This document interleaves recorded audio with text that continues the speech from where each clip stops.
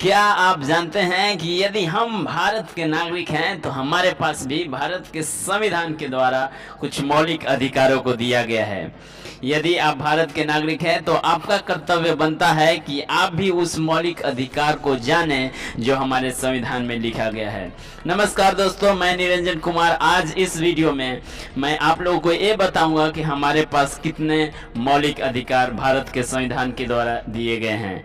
यदि हम मौलिक अधिकार के बारे में बात करें तो ये हमारे संविधान के भाग 3 में अनुच्छेद 12 से लेकर 35 तक में जिक्र किया गया है।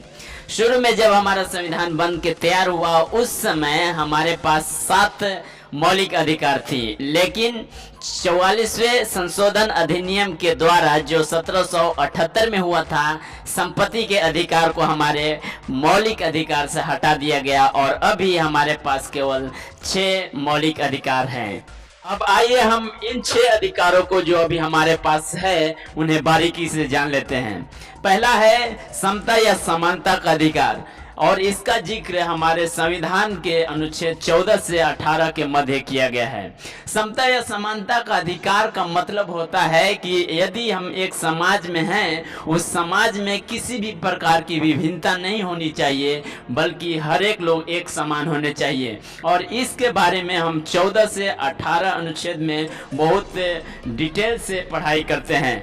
आगे में मैं आप सभी को 14 से 18 अनुच्छेद के बारे में बहुत बारीकी से पढ़ाऊंगा, लेकिन अभी हम ये जानेंगे कि क्या क्या अधिकार हैं। तो पहला अधिकार हम लोगों ने ये सीखा कि हमारे पास समता या समानता का अधिकार है, जिसका वर्णन भारत के संविधान में अनुच्छेद 14 से लेकर 18 के मध्य किया गया है। दूसरा जो अधिकार हमें प्राप्त है उसे हम स्वतंत्रता के अधिकार के नाम से जानते हैं, और इसका जिक्र हमारे संविधान के अनुच्छेद 19 से लेके 22 के मध्य किया गया है। स्वतंत्रता हमें कुछ प्राप्त है, कहीं कहीं जगहों पे उन सारी बातों को हम अनुच्छेद 19 से लेकर 22 के मध्य सीखते हैं। और जो तीसरा अधिकार है हम उसे शोषण के विरुद्ध अधिकार के नाम से जानते हैं। यदि हमारा कोई शोषण कर रहा है उसके विरुद्ध भी हमारे पास कुछ अधिकार भारत के संविधान द्वारा दिया गया है, और जिसका वर्णन अनुच्छेद 23 से लेकर 24 के मध्य किया गया है। चौथा जो अधिकार है उसे हम धर्म की स्वतंत्रता का अधिकार के नाम से जानते हैं, और इसका वर्णन अनुच्छेद 25 से लेकर 28 के मध्य किया गया है। धर्म की स्वतंत्रता का मतलब होता है कि आप किसी भी धर्म को मान सकते हैं, आपको कोई भी रोकने वाला नहीं है। खासकर यदि हम भारत के नागरिक हैं और भारत में रहते हैं तो हमें कोई भी धर्म मान सकते हैं और कोई हमें रोक नहीं सकता है, क्योंकि इसका वर्णन हमारे संविधान के अनुच्छेद 25 से 28 में लिखा गया है, और ये हमारा एक मौलिक अधिकार है। आगे का अधिकार बोलता है कि सांस्कृतिक और शिक्षा संबंधी हमारे पास अधिकार है, और इसका वर्णन अनुच्छेद 29 से लेकर 30 में किया गया है कि यदि आप अपने संस्कृति को बचाना चाहते हैं और शिक्षा संबंधी कुछ बातों को करना चाहते हैं, उसके लिए भी आपको अधिकार दिया जाता है। जो छठा अधिकार है वो बोलता है कि संवैधानिक उपचारों का अधिकार भी हमें प्राप्त है, और इसका विवरण अनुच्छेद 32 से लेकर 35 के बीच किया गया है।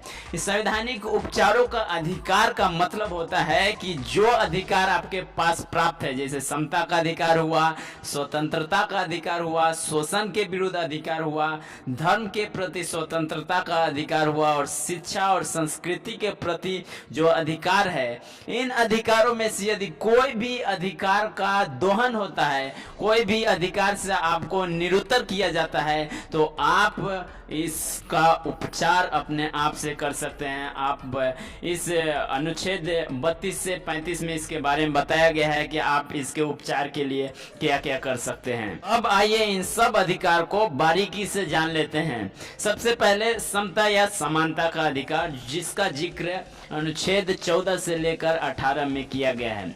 सबसे पहले अनुच्छेद 14 बोलता है कि कानून के समक्ष समानता। इसका मतलब ये हुआ कि यदि कोई कानून पास हुआ है या कोई कानून हमारे देश में है, उसके समक्ष, उसके नजर में हर एक लोग, चाहे आप हो या हम हो, सब कोई कानून के समक्ष एक समान है। ये अनुच्छेद 14 बोलता है।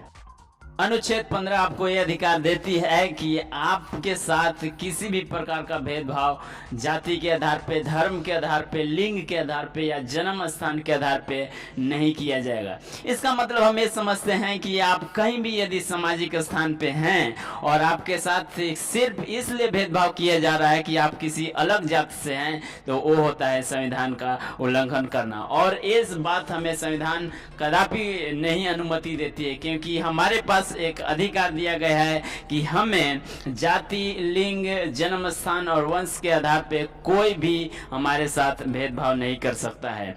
अब आइए हम अनुच्छेद 16 को देखते हैं। अनुच्छेद 16 में बोलता है कि हरेक सार्वजनिक नियोजन में अवसर की समानता प्राप्त होना है। इसका मतलब ये है कि अनुच्छेद 16 बोलता है कि यदि कोई भी काम जो समाज में आया है, चाहे नौकरी हो चाहे कोई भी हो, वो आया है, उसमें हर एक लोगों को समानता प्राप्त है। किसी को भी अलग नहीं किया जा सकता है, किसी को भी हटाया नहीं जा सकता है, सभी को एक समान रखा गया है इस अनुच्छेद 16 के अनुसार। अनुच्छेद 17 के अनुसार अस्पृश्यता का अंत किया गया है। अस्पृश्यता का मतलब होता है छुआछूत का अंत किया गया है अनुच्छेद 17 के अनुसार। और यदि हम अनुच्छेद 18 की बात करें तो अनुच्छेद 18 के तहत उपाधियों का अंत किया गया है। उपाधियों का अंत किया जाना का मतलब होता है कि कुछ ऐसी उपाधि जिससे ब्रिटिश सरकार ने भारतीय लोगों को दिया था, उस सारी उपाधियों को अनुच्छेद 18 के तहत समाप्त कर दिया गया है। और हमें समझने वाली एक और बात है कि अनुच्छेद 18 के तहत शिक्षा और रक्षा संबंधी उन उपाधियों का अंत नहीं किया गया है। इस वीडियो में सिर्फ इतना ही। आने वाली वीडियो में मैं और आप लोगों को बताऊंगा जो स्वतंत्रता का अधिकार है वो किस प्रकार हमें भारत का संविधान दिया है और कैसा कैसा स्वतंत्रता का अधिकार हमें प्राप्त है। आने वाली वीडियो में मैं जरूर आप लोगों को बताऊंगा। इस वीडियो में सिर्फ इतना ही। यदि आपको ये वीडियो पसंद है तो आप इसे लाइक कीजिए, कमेंट कीजिए एंड शेयर कीजिए एंड इस चैनल को सब्सक्राइब कीजिए। नमस्कार।